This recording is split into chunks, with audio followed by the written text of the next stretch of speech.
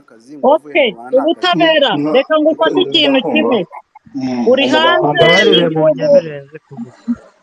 mama maya kanya gato mbaze mfata ubutabera uri hanze y'igihugu nanjye ndi hanze y'igihugu tuvugana nanjye ntarava mu gihugu cy'u Rwanda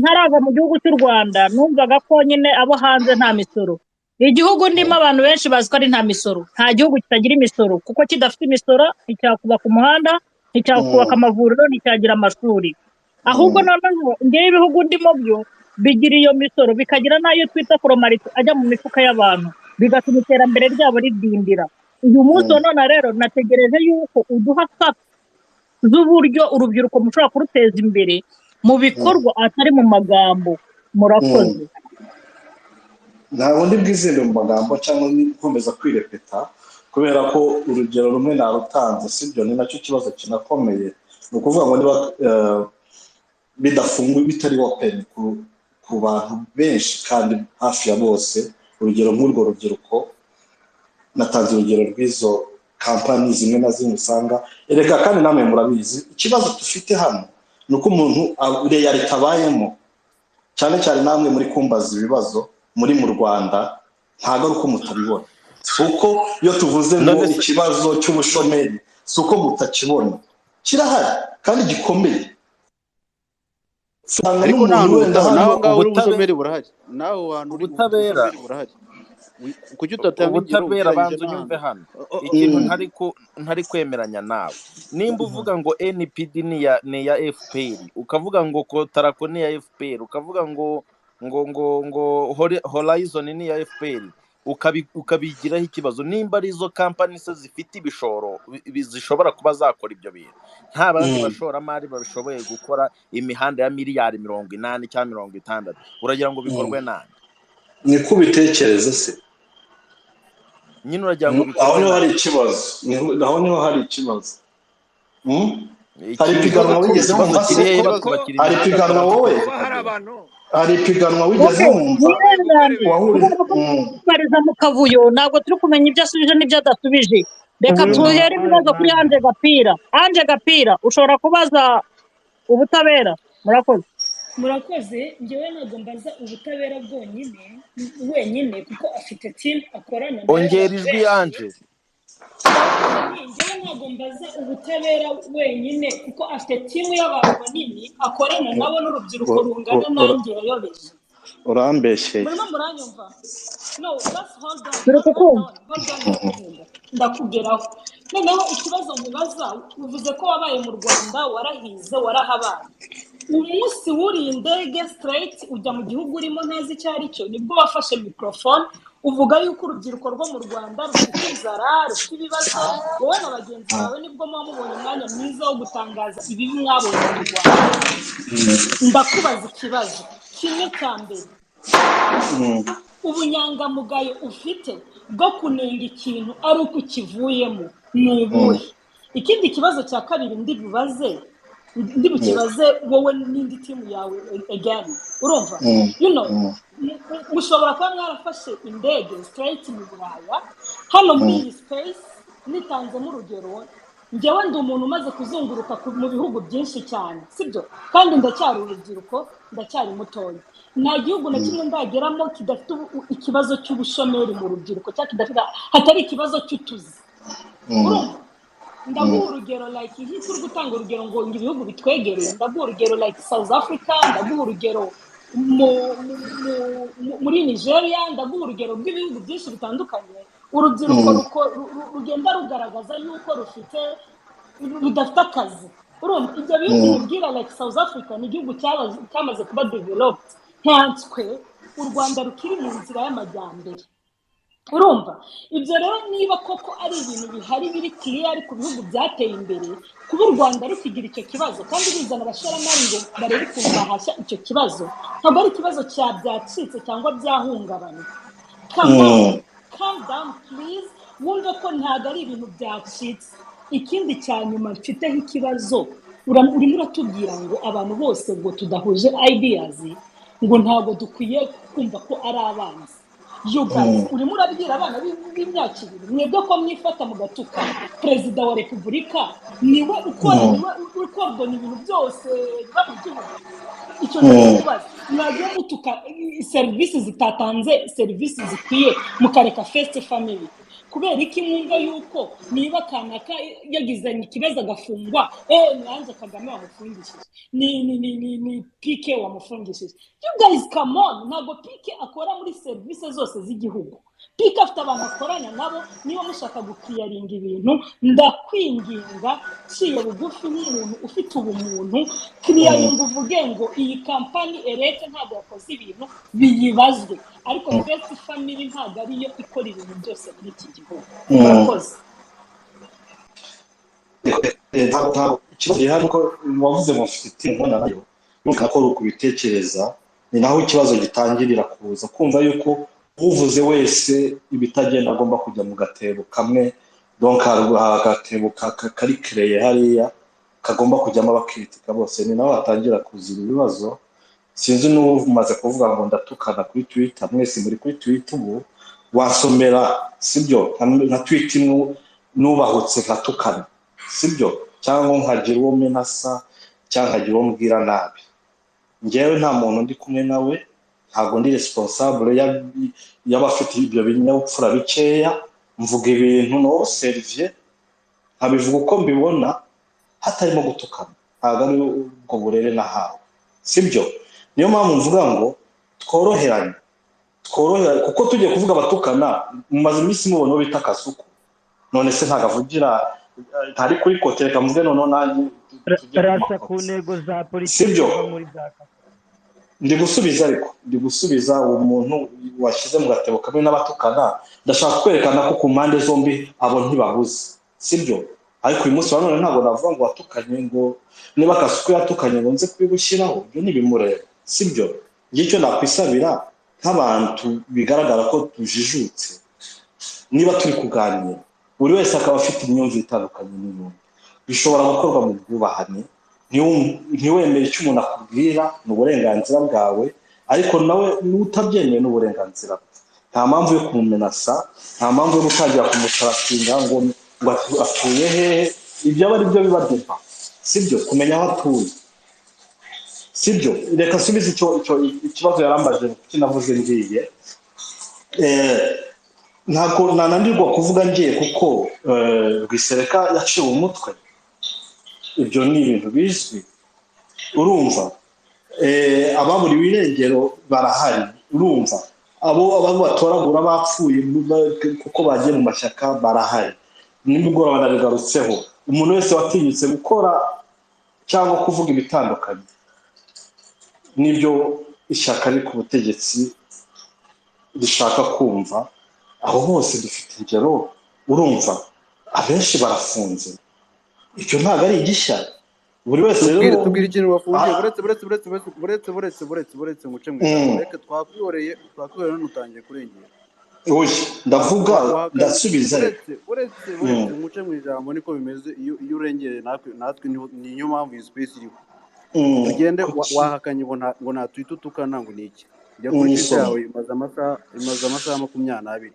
Yego RPF tonde gato nangize cyo gusubiza. Ariko ibyo byo kuvuga ngo abantu ngo baburirwe irengero ngo barafunga, tubwire umuntu. Ndabizi ugiye kuvuga yaba uyu nguyu uri kuri ngo bicwa, uri kuri profile yawe. Ibyo turabizi ni ibintu mwakereye mushyira hariya mu buratereka hare umuntu yarishwe, muragenda rwose murabivuga, mubigira ikintu nyine, mubigira fact, kandi ibyo birazwi. Leta yabitanze autopsy yaragaragaye, ibintu byose birazwi. Ariko kubera yuko mufite icyo mushaka gushingiraho, muracyabivuga. Icyo ni icyambere. Uraje utubwire uti Damange arafunzwe ngo yafungiwe ngo politike, uko iso ntekereza urambajije no gusubiza. Turabizi buretse nawe usubiza, ndikubwira abo ngabo uri kusubiza. Mutubabarire natwe muduhumana. Urambajije tubwire uburi birengero ku itariki yishwe na FPR. Mutubwire mujye muri kugendera mu bigari. Ibyo nibyo tudashaka ko muzongera kutwega. Uwo bita Sylvestre Womana, ngakomeza uvuge nga uwo bita Sylvestre Womana, urubyiruko cyakidafite hatari ikibazo cy'utuzi. Alex Rose Mutabazi kumba harimo n'ibipaka polisi yavuze ko ibatwaye kubakurikirana utubwire naho bari ureke nyine ureke kugendera kuri izo fact mwakreye mukajya kutubeshya abantu ngo Sylvain umukanya uragenda ujye kwirimba rya Rusoro urebe mazina uvuga tuyishwe na leta none se ko Sylvain Soman Alex Rucamubanga Alphonse Mutabazi abona genda gahoro yishwe n'ikishwe nande yiciwe utubwire ati bamwishe nabangaba nari imashya no ari barasoma za liste za Ingabire ora mukanya uravuye kwirimba ry'Urusoro usoma abantu bakoresha tubwire gukora urutonde tubwire utwisirije yishwe nande yishwe n'uyundi naguhaye amazina y'abantu batwawe n'inzego z'umutekano yari muri opposition sibyo yahiye opposition babeshiye hehe hanyuma abana bo ku Gikongo rushinzwe kugira perezida ngo bishwe na ase kuri kubivanga ndabona ntarangiza n'ibya mbere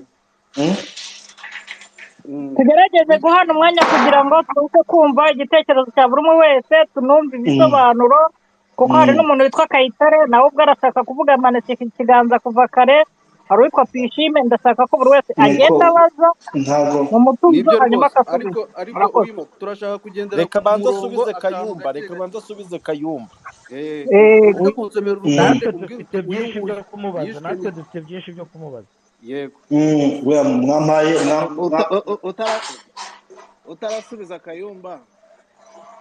utarasubiza Kayumba kugira ngo ube specific ureke gusoma izo ntonde n'abantu bitwa ba Jambo SBR abantu bapfobya genocide bo mu Bubiligi n'abandi izo ntonde barazisoma buri munsi wowe niba uzi koko uri kuvuga ibintu bifite fact tubwira uti Sylvain Sibomana yari muri opposition iki n'iki yafashwe na kanaka yicirwa iki ujye kuwa kabiri maze twumve ndi kukubwira amazina y'abantu batwawe n'inzego z'umutekano bari suppose ko bari bo bacungira umutekano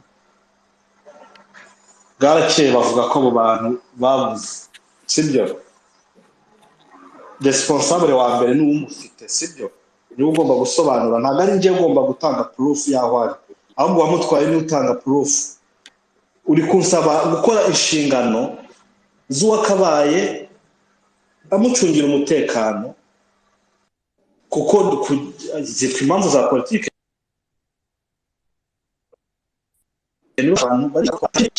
kera kirabura bazize uretse ibitekerezo byiwe sibyo uri kunyumva neza Vena Bayise ntabwo gusobanura wowe twagusabye fact kuvuga ngo umuntu ushinzwe kumurinda ngo yaramwishe ibyo ngibyo batubwiye yishwe yazize iki yishwe nande ureke kuvuga ngo ibyo by'ibigani byo turashaka kuba specific reka kujye kutujyana hirya izo ntonde dusanga tuzumva murazandika buri munsi ujye no kuri ariko n'uwishe umuntu cyangwa yamufashe mu buryo butemewe n'amategeko baba bafite impuzankano kandi ziba ziriho amazina yabo natubwire ibyo bintu nyine tubyumve neza kuri iyi polisi yicwa n'umupolisi w'inguyu cyangwa umusirikare cyangwa amwicira iki amuziza iki ngiki yamwishe yanga yamutaye ariko namwe muri abana kweli swati no kwijijisha cyangwa se no kutagira amakuru none se video yigize ngo trending urushaka gutuma twagucijemo ijisho ubu ngubu amakuru uri vuga ushaka kuduha natubabariye mukaduha umwanya natwe aragiye se arahari ahubwo banza agiye mwarise tugaha ijambo ruti ko afite umuyoboro wa future wiri guhangana nabo akatubwira uko abyumva nuko ibyavuze icyo yakongeraho n'inama yatugira ruti wafungura mikoro yawe ubutabera aracyahari rwose ndamusubiza amayike ndabona agihari Kayumba Yes ndakumva niba mwashatse kuganira nawe mukamuha umwanya ngo avuge mureke avuge reka kumurika n'inkari nje ku ruhande rwanjye niko kuri ntabwo biragaragara nabi, biri kugaragara nabi. Mureke niba mwashatse kuganira nawe, njye nta nubwo nakwemera kuganira nawe, nta nubwo namuha umwanya wo kuganira nawe, ariko niba mwamuhaye umwanya mukamuha umwanya mumureka avuge, cyangwa se muvuge ngo ntimushaka kuganira nawe, ariko ibyo muri ntabwo uburyo uri kumuniganira ari biri kurukurusha. ntabwo ari ukumuringaniza nuza, icyo navugaga ni uko ntabwo nshaka ko tujyana mu bintu basanzwe bavuga, ndashaka ko nibyo na Ruti yavugaga nabe specific, ariko kudusomera urutonde atubwira uti ntabwo uri gutuma avuga bro, ntabwo uri gutuma avuga. Icyo nasaba abantu mwuka byaramwereka Uwimana nk'aba co-host bari aha ngaha n'abantu bateguye iki kiganiro, sibyo? Amagambo uriya muntu aza kuvuga aha ngaha murayazi. Ntabwo uriya muntu akeneye umwanya, mw'abantu umwe nubwo ndi kubibasaba ntimunyumve, ntabwo bari abantu bakeneye, ntabwo bagomba kuza kutubwira buriya busa. Nababwiye at least nimutegura ibintu ku buryo bariya bana bato cyangwa bariya abantu baza kumva bafite amatsiko, bafite ibintu bashyizwemo. Naho umuntu nk'uyu nguyu uvuye mu Rwanda ari umugabo, mbabarira wumva amagambo bamurimo. Uyu nguyu ukenerwa kubwira iki? Barabona ntabwo mukeneye kubaha umwanya kuri platform ngo bavuge. Abakeneye umwanya ni bariya abantu bagomba kuza bakigishwa bushyashya. Naho uyu nguyu ufite, reka nkoresha ijambo kandi niko kuri, uyu ufite ingengabitekerezo. Reka mbabwire ikintu kimwe, uriya mugabo avuye aha, ntabwo ntutekereze ko uriya muntu ukora ibintu nkana abizi. Urimo kunyumva? Icyo we ashaka tagetiye ni ikintu yahengekero kugira ngo agaragaze ko ibintu bitagenda neza. Uriya mugabo mumubajije mukamubaza ngo muri Oseya abantu bagwa muri ari amazi bari ku Kiburayi harimo abanyarwanda bangahe, yakubwira ko ari bangahe, mbere ko avuga abanyarwanda babayeho nabi. Ese abagande cyangwa n'abandi bantu bahora batabariza muri za Dubai bavuga ko bagezeyo bakajya gukoresha imirimo y'uburetwa harimo abanyarwanda bangahe? Umunyarwanda wagiyeyo byagenze gute? Ambasade ntiyarahita aryamye ikajya kumushakayo ikamucyura u Rwanda. Ariko ibyo ngibyo nk'abantu mubizi, umuntu nk'uyu nguyu we ikintu kimwe ariyaranja kubaka ikintu bitewe n'ingengabitekerezo cyangwa bitewe n'urwango. Niyo mpamvu umuntu amubwiye none akamubwira ngo kubera ko ibintu byose mubishyira kuri First Family, ariko nta kindi. Ntabwo babikora kuko hari ibitagenda neza, babikora kubera urwango n'umutima mubi. Urimo kumva? Badafitiye abantu cyangwa bafitiye, navuga gute, bafitiye leta iriho. So bariya abantu rero kuza kumubwira ngo urumva, kumukomvera kandi nawe azi ko ibyo ari kuvuga ari ukuri, ngahibaze nk'uyu nguyu.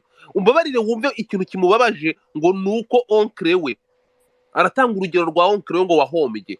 Mbabarira wumve niba umuntu wese umunyamuryango we mu gihugu ashobora gukora business agahomba, bihita bigira uwo muntu wo muri famiye bikamugira umwanzi wa leta. Sinzi niba muri kumva ibyo bintu.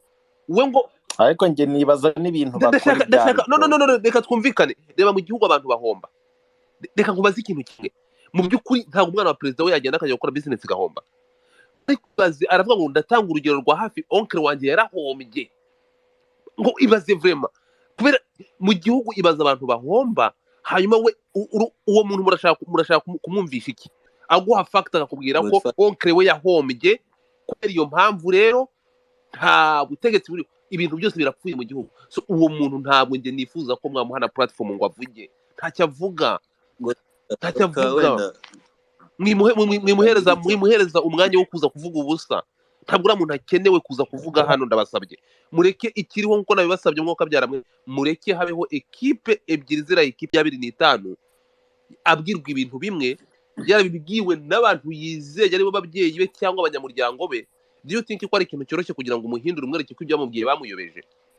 Ntabwo byoroshye. Bariya nibo tugomba kwicara tukababwira ibingibi muri kubwira uyu nguyu uvuye mu Rwanda ejo bundi, ufite ingengabitekerezo, ufite urwango ruri mu maraso. Icyo ashaka objectif we ye ni ukugira ngo urwango rurimo arunyanyagize mu bantu bose, ibyabaye bizongere bibe, cyangwa se umugambi batasoje bawongere bawusoze. Aba bantu ntabwo bakeneye kubakonvenka.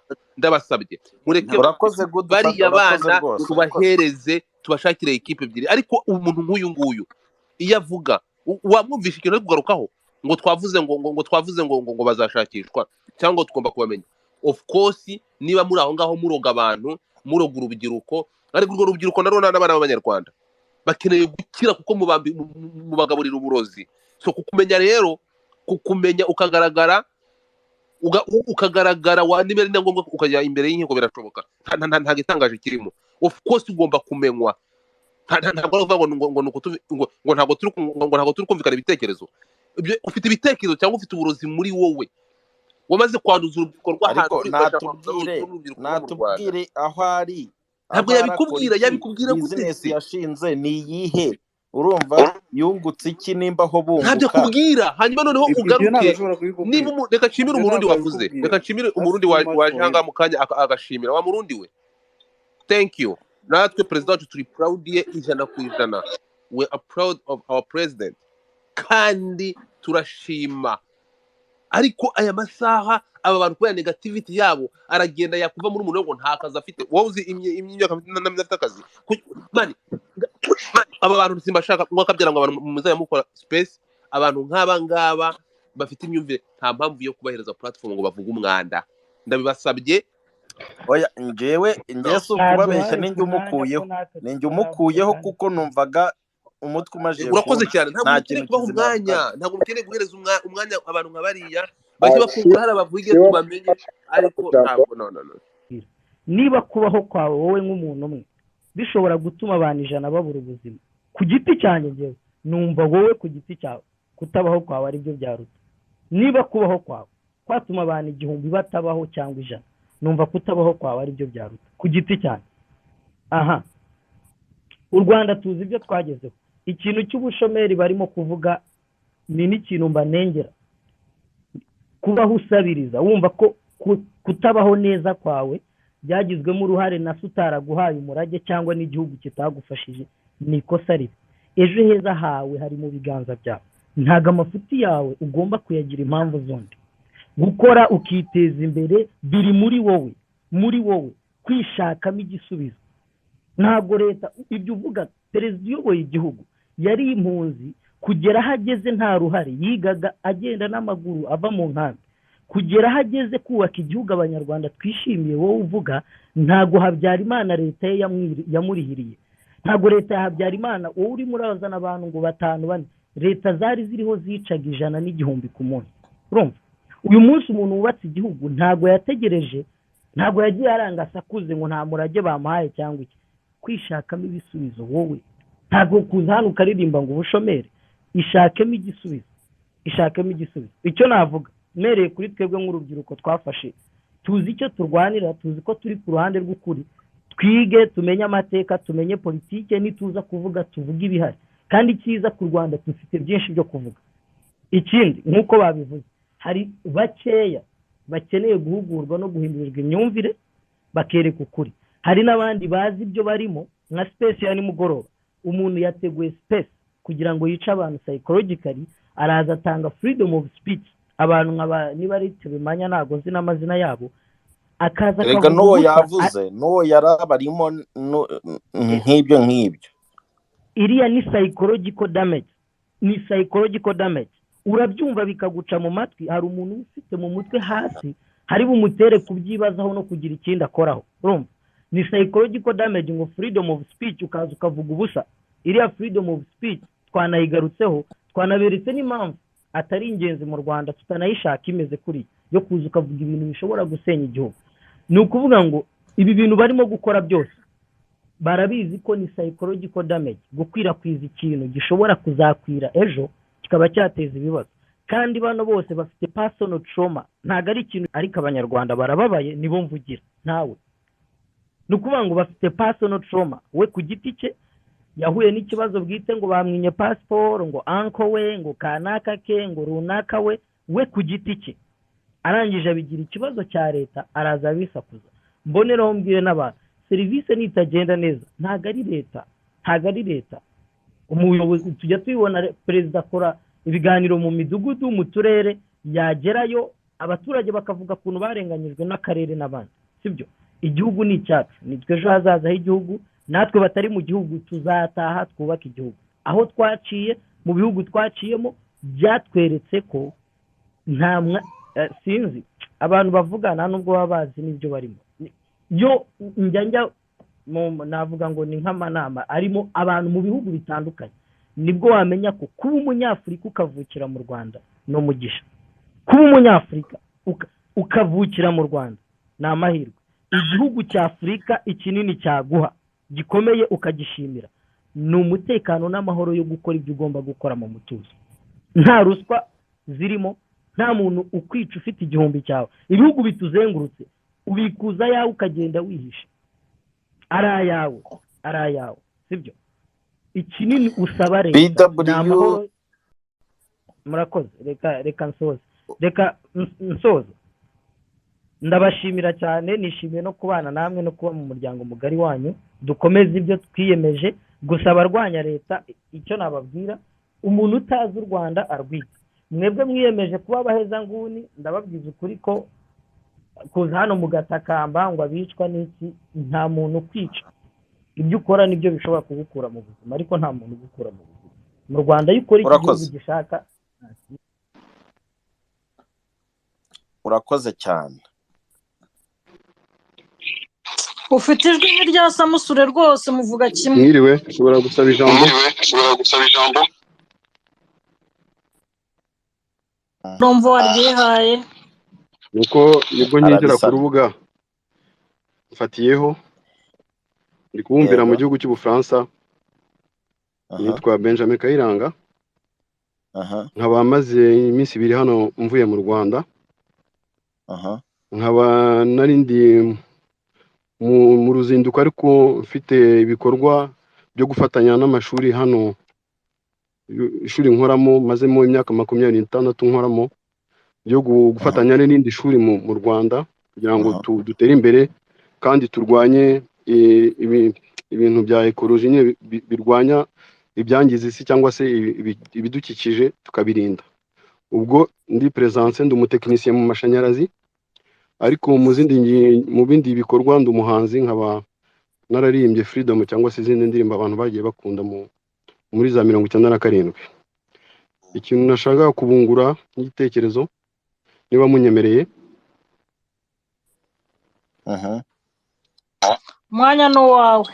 Hari ejo bundi mu nama y'umuryango hari ikintu cyagarutseho cya service.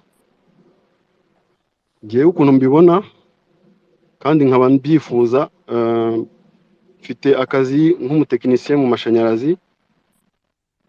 Tekinike dukora mu Rwanda n'ukuntu turimo dutera imbere, hari service zikorwa n'abatekinisiye mu mahoteli cyangwa se mu ma installation mu mazu, ugasanga insinga ziracyari imbisi, zishobora gutwika inzu cyangwa se gutwika abantu, bikambangamira cyane.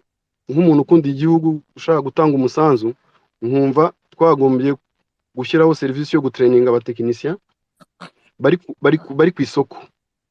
Hano twebwe i Burayi twaraje tugira amahirwe muri za 80, wenda ntitwavugaga n'igifaransa, ariko baduhaye ubushobozi bwo kwiga imyuga. Ni ukuvuga ngo baduhaga centre de formation z'abadulte tukazijyamo. Kuki nanjye nk'umuntu wabiciyemo nta kungura ibitekerezo igihugu cyanjye, tugafata abatekinisiye bari ku isoko, umuntu akabaha amahugurwa kugira ngo ejo umuntu atazacomeka telefone ari umushyitsi, yakurura ntuza prize kamusigara mu ntoki. Ni ibintu u Rwanda rutagombye kubona muri imyaka tugezemo. Turimo tubwira abantu ngo muze mudusure murebe iterambere. Nicyo kintu nifuza kuba nabagezaho, centre de formation pour adulte, tukaza rwose n'umusanzu wacu tudasabye ngo batwishyure cyangwa iki, ariko umuntu akagira ikintu akora kugira ngo ejo n'ejo bundi ibintu bizagende neza. Murakoze. Reka mpite ngusubiza byihuse. Ndagusubiza, singusubiza nk'umunyapolitike, nagusubiza nk'umutekinisiye kuko nanjye ndiwe. Uri kuvuga ngo ukeneye ko abantu bahugurwa ubunanenga insinga. So no kuvuga ngo u Rwanda rufite ama IPRCs, harimo amashuri yigisha electricity, electro techniques, uri kumva informatique, n'ibindi byinshi bigiye bitandukanye. Ndabizi. So nk'icyo kintu uvuze unenga, so wakoze iki? Urateganya gukora iki cyahindura icyo kintu? Nimba ko kuri umutekinisiye nyawe, uri kumva igisubizo wagitangira ni iki? Muri 2013 nafunguye kampani muri RDB yitwa One Control.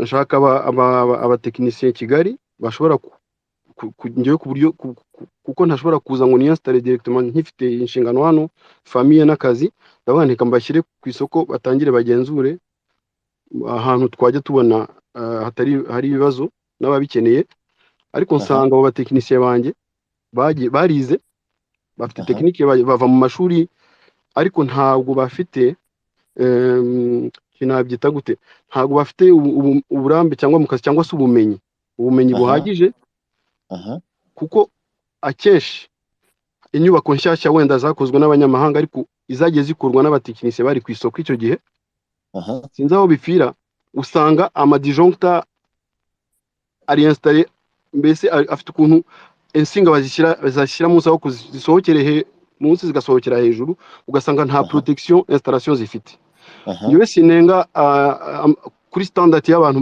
bari ku ishuri ubu ngubu barasohoka bafite amadiplome okay ariko experience y'ibintu bigenda bisohoka cyangwa se ku mashanyarazi ngiye nkora hakenewe abantu babifitemo uburambe kugira ngo babahe juste akantu gatoya ko kuvuga ngo ntujye kwinstara uko wishakiye cyangwa se wenda kuri ku byo bagusabye ariko utekereze neza iyo installation ikizavamo gishobora kuba cyateza ikibazo ndabaraye ko ukira aho ngaho wigeze ugera muri IPRC Kigali muri IPRC Kigali oya ntabwo nyizi so nuko ngo utayizi utazi uburyo abelectriciye bakora hariya abanyeshuri bari qualified basohokamo hariya ubushobozi bafite ubwenge bafite bwo kuba bakora ibyo bintu ndakeka ko ntabwo ushobora kunyumva ikindi nimba abo batekinisiye bari warabatraining byarangiye gute ni ukuvuga ngo narabatraining sibyo barakora ariko nyuma yaho nasubiye kureba ibyo bakoze nsanga batarabikoze neza noneho njyewe ndibaza se n'ejo nihagira ikibazo kiba ari njye responsible w'iyo company one control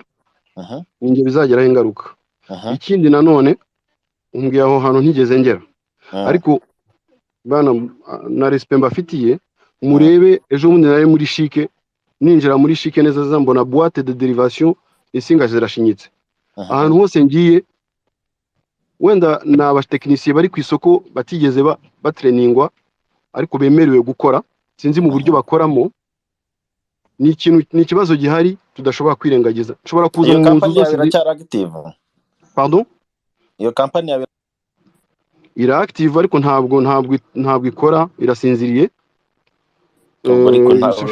kose urumva ko ibyo nsubije bitandukanye ira active ariko irasinziriye nyine ndavuga company yanjye nk'umuntu utahaba ntabwo nayikoresha ntahibera wenda bizansaba ntahe burundu ni installé ariko ndacyafite nk'imyaka 5 kugira ngo njye muri pension ndakuze icyifuzo cyawe ni iki ni ugutaha tugakora centre de formation z'abatekinisiye tukaba training kabereka ibishya bigezweho uko bainstara kugira ngo ejo n'ejo bundi umuriro udafata abantu cyangwa se udatwika amazi gira vavu butahe gira vavu butahe urakoze uzokorera rwakubyaye sawa twakomeje Easter Hassan hari ikibazo cy'abantu batavuga neza u Rwanda mu bihugu bitandukanye natwe aho tuba turi noneho kandi none icyo ntago ari ikibazo cyoroshye tugomba kukireba n'amaso akanuye cyane kubera ko abantu baba hanze y'u Rwanda cyane cyane urubyiruko amakuru bahabwa ni amakuru atari meza pe Godfather hari umukobwa yavugaga ngo wavuze ibintu bitandukanye ureba mbese ko adafite amakuru yes abana bari hanze yes ndakumva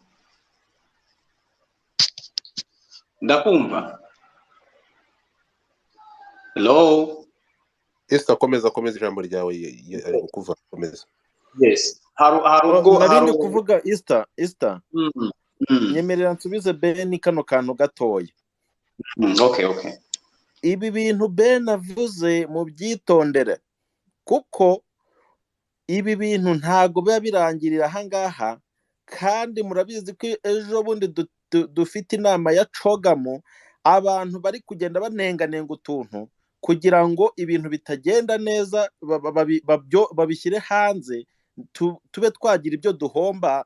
Turabyanze, turabyamaganye. Komeza. aho naho nari kuhagera.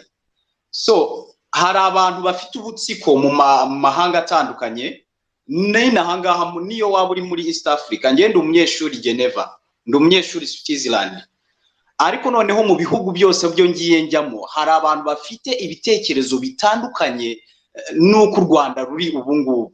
Noneho n'amakuru baha urubyiruko ni amakuru atandukanye pe, adashobora ku buryo umuntu yumva ko kujya mu Rwanda ari ukujya gupfa. Niyo bumvishe ngo u Rwanda rumeze neza iki, babyumva ko ari ibintu bitandukanye, ku buryo bumva ko umuntu wese uri mu Rwanda ameze mbese nk'umuntu uri muri gereza.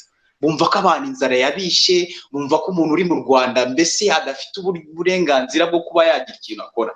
So ngewe ndabaha urugero rutandukanye kuri ambasade yo mu Rwanda inaha mu Bugande. Nigeze kujyayo, hari ibyo nshakayo, noneho nsangayo umusore wari wakubiswe wahohotewe inaha mu Bugande. Noneho umwe mu bakozi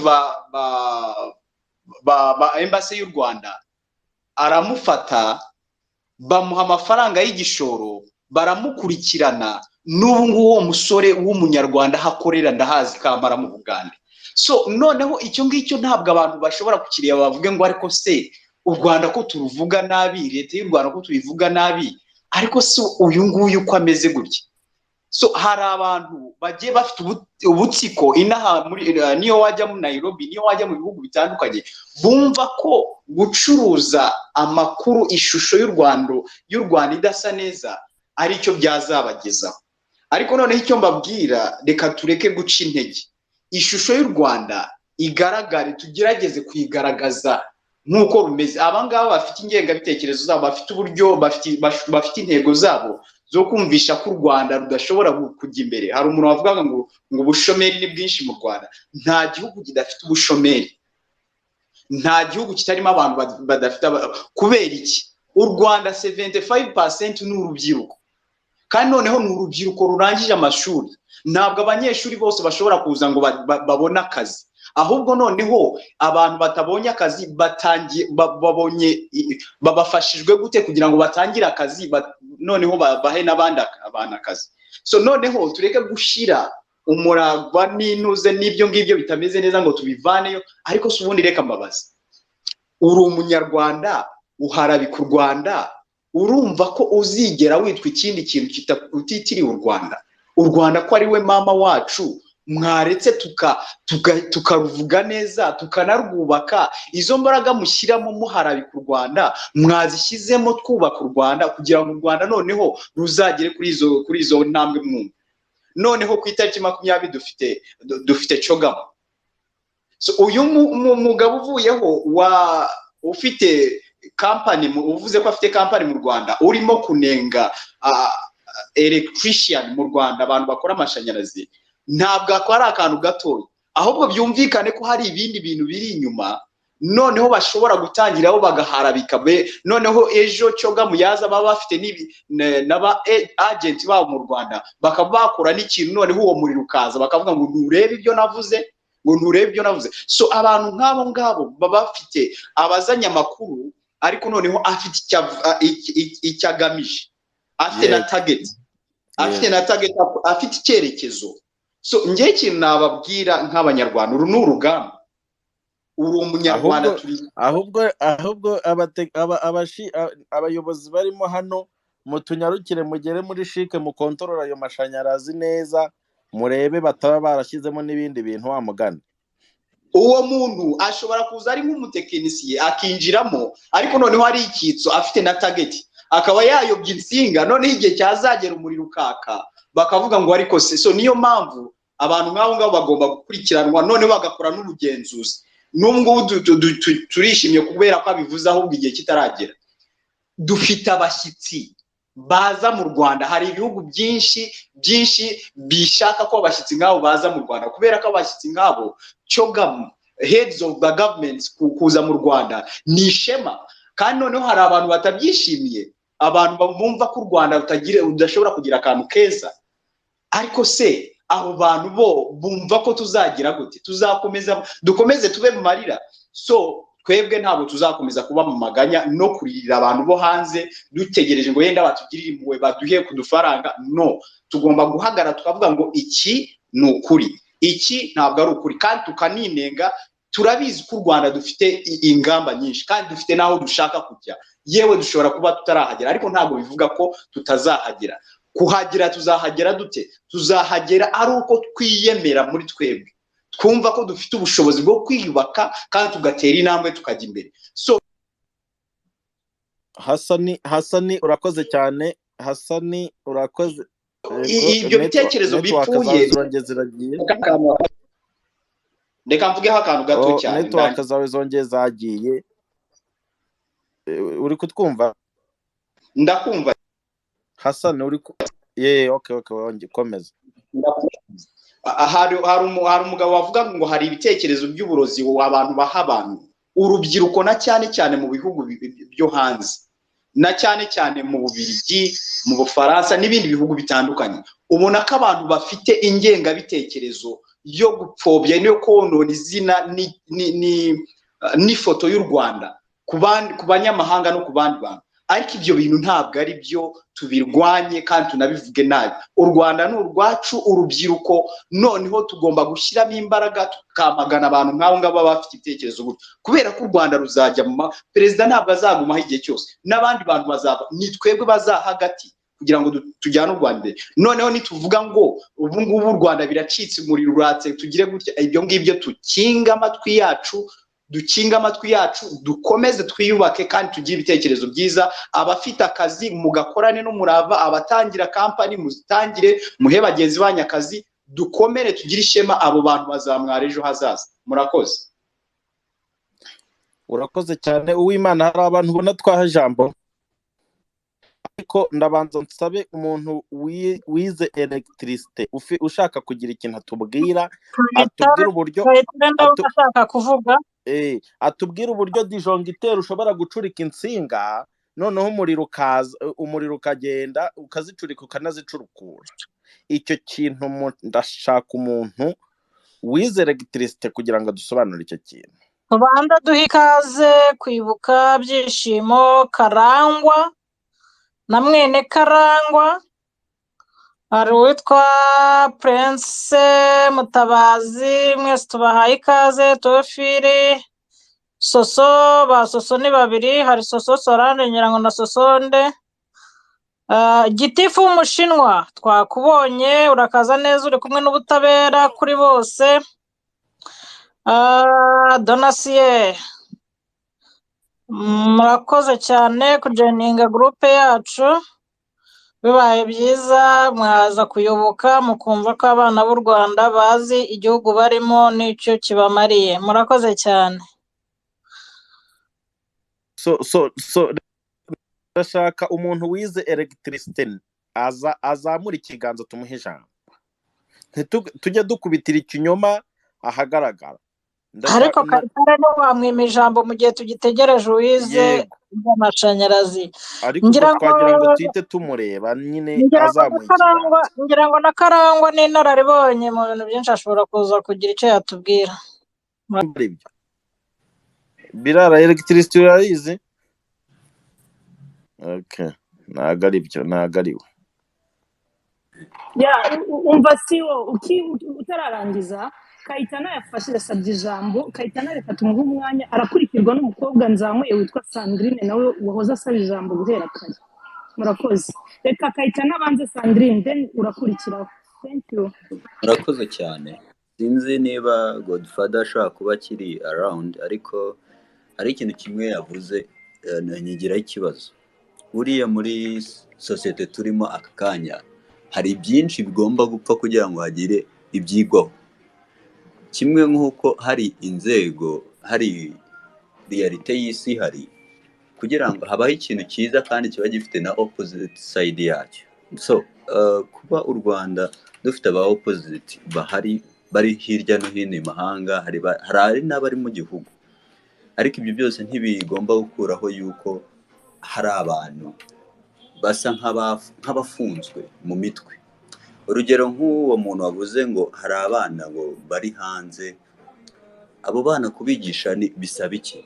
Abo bana dukeneye kubanza kumenya se situwasiyo barimo niyi, kuko ntabwo nzigisha umwana ufite papa we mama we ndi buvuga ijambo akarivuguruza. Ariko iyo umwana aje kuri izi space akaza agasanga hariho wa muntu uri on opposite side, akaza akaduha igitekerezo agashyiraho icyifuzo cye akavuga ibintu uko abibona adafite fact, njyewe sinzicara hariya nzamakinga sure yuko uwo muntu aduha ibyo afite bidafite fact, bize kudufasha twebwe dufite fact gusobanura wa mwana uri muri iyo space ukeneye kwiga, ukeneye kumenya. Ikindi, abantu bari imahanga mwumva ko ibyo dukora, ibyo dushyigikiye ari ukuri, mudufashe mwegeranye izo mbaraga. Niba ari mu mashuri uzanye ibi bitekerezo bibi mu murwanyi, mushyireho izo team zishobora gufasha abo bana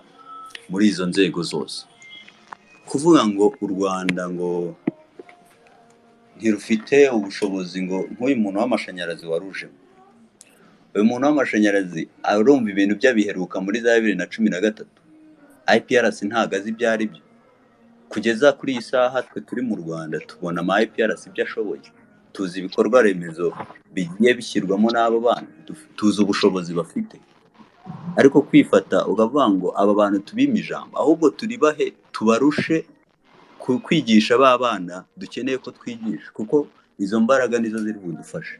Niba uwo muntu aje akazana ibitekerezo bidafite ishingiro, bidafite gihamya, ariko twe dufite fact, izo fact nizo zadufasha kwigisha ba bana. Ni ba bana nibo bazaboneraho umwanya wo kwiga, kuko najya mu rugo yavuye kuri space akaza kumva se ari kumuha ibintu yifuza se ko ashaka kumenya ko ari byo agenderaho, uwo mwana agaruka muri space akumva agakompera na bya bindi twitaga sinzi uko nabyita, ariko akaza agasanga dufite fact zifatika, dufite ibifatika, tumwereka ibyo ageze, azifuza gukora iki, kugaruka mu Rwanda mu gihe azaba akuze, azaba agifite ubwo bushobozi. Ariko mu gihe akiri aho mu rugo iwabo, icyo dukeneye ni ukuza ahubwo tukarushaho kugira debate nyinshi zishoboka n'abo bantu. Niba afunguye space mwibareka ngo bagende bavuge, kuko navuga ba bana bazajyamo bumve ibyo bavuga ni ukuri, kuko ibyo berekana nibyo bashaka ko abo bana bafatiraho. Ariko nkatwe rubyiruko rw'u Rwanda, haba bari mu Rwanda haba abatari mu Rwanda, twishyire hamwe twegere izo mbuga, abo bantu bashaka kuvuga n'abo Rwanda, dutange fact, bazabura fact. Urumva, ni ibyo ngibyo nashaka kuvuga. Murakoze cyane. Nakongera ngasaba ijambo bakuru banyu. Urakoze Ben ari hehe? Ndi hano, ntabwo ariko ndumva ikibazo natanze cyangwa se igitekerezo numva bagifashe nkaho na critique u Rwanda, kandi ntabwo nkritika, ndubamo mvuyeyo maze n'iminsi 2 hano, nari mu nama y'umuryango, numvishe ibibazo byabajijwe, numvishe the excellence ibyo yatunenze byose nabikurikiye, ndakurikira igihugu cyanye nkizamo ndagikunda, gusa ngewe nashatse kungura ibitekerezo, ntabwo nanenze byose mubigize ikibazo cya disjoncte, ariko mbabwije ukuri ko dushobora gukora tour no muri one control nakoze n'ubushakashatsi nakoze. Hari ibibazo bya installation, abantu badukorera installation harimo benshi badahuguwe, kandi nshobora kubaha fact nyinshi n'amashusho menshi. Nagiye mfata utu video kuva muri 2013 kugeza muri 2022 kugeza ubu ngubu. Ntabwo naza ngo nje ngufata ijambo ntaje kubaka cyangwa ngo nongere ibuye kurindi ku gihugu cyanjye kirimo kizamuka. Hano Visit Rwanda yabaye Visit Rwanda, gusa nyine ntabwo naceceka nk'umu electricien ubifitemo uburambe ngo ibyo nabonye mbiceceke, ngomba kuza nkabivuga. Mugiye ku rukuta rwanjye rwa Twitter hariho amashusho nashyizeho kugira ngo nerekane ko hari ibintu tugomba gukosora. Ibyiza turabizi tubigezeho, ariko twitere nyine sinzi uko nabivuga mu Kinyarwanda, ariko nukuvuga ngo twihe courage turebe nanone bitagenda, so kuvuga ngo nta gihugu kitagira utubazo, natwe turadufite na hano, ahubwo bafite ibibazo nanga mba muri 2013 barambwiye ngo ahubwo ngo hari abantu bambwiye b'abatekinisiye ngo uzanye umuzungu ngo niho bakumva neza. Ndavuga ati wapi, ngewe abazungu hano ndabakoresha, mfite abantu 12 bankorera ama installation, ntaje mfite ubumenyi ngomba kuza kandi nkereka iwacu. Icyo kintu rero ntabwo naje nkritika, ahubwo ndagira ngo dukomeze koko mu myaka mfite ubu ngubu 55 mfashe nanjye abajene dukora utuntu dusukuye. Installation zirahari, mufite standard, mufite ukuntu babikontrola, ariko indani mu madisjoncta hari utubazo mutabona. Mfite sukubabeshya, ntabwo naza ngo mbivuge hano gusa uko nshaka ngo akazi cyangwa se ni disjoncteurs zikoze nabi, ni abatekinisiye bazishyiramo nabi, ni iki? Umva hari abantu batatu cyangwa bane bamaze kunsaba service yo kuza kubakosorera inzu zabo. Nkava hano mu France nkaza mu Rwanda nje kugosora. Kubera iki? Kubera ko bafite ukuntu, ariko wenda si ukuvuga ngo nabasohotse mu mashuri ubu ngubu b'abajene bo barabizi, ariko abari ku isoko abantu baragenda bakabaha wenda. Reka ngufashe Ben, sibyo? Kora advert tumenye ngo uri kwamamaza company yawe, uri kumva ko wenda ikora ibintu biri clean kurusha ibindi, sibyo?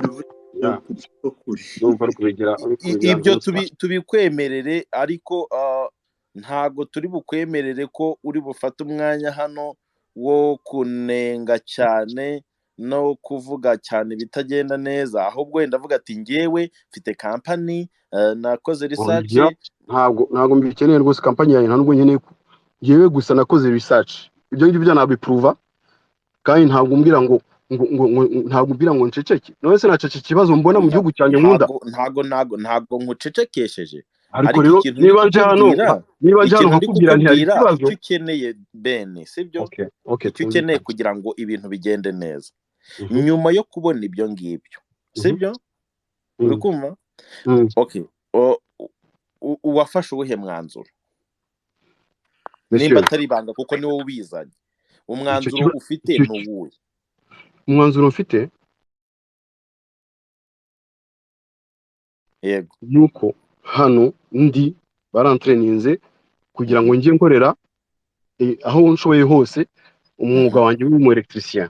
Nkumazemo imyaka 30 irenze 26 ku kazi, ariko bimaze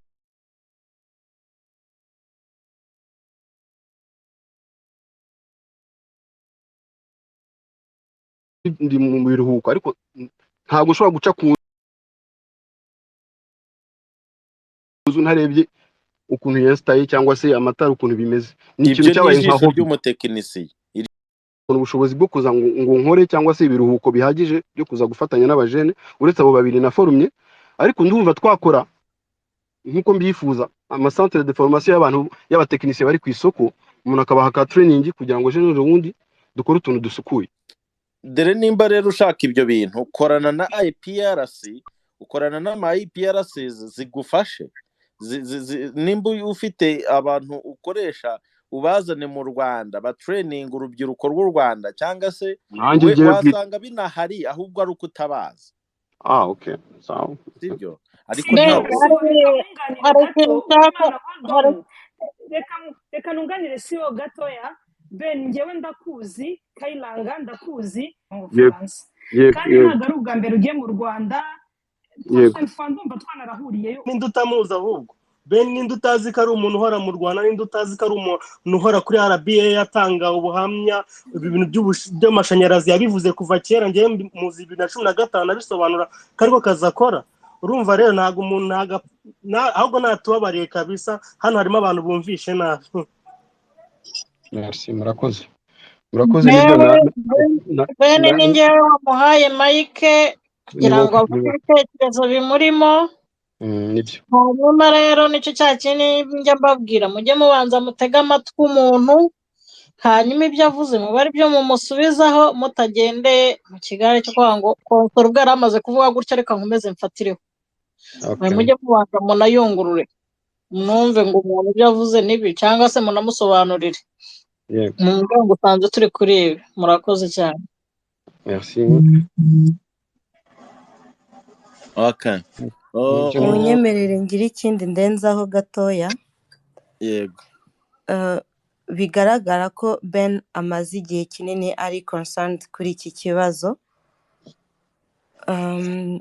ikintu namwemerera next time agarutse namufasha gushaka abantu agarutse ashaka aba electricien kuko mfite nababwiye ko ndi muri industry ya engineering namufasha gushaka abantu baba engineer akeneye aba engineer bari competent aba engineer bari motivated na self driven kugira ngo yego company yiwe bayizamure not only that bakomeze gukora iyo knowledge transfer iyo uha knowledge umuntu udashaka kuyibona birakuvuna wowe uyitanga n'uyihabwa nawe biramuvuna kuko ntago bituma mugera kuri level mukeneye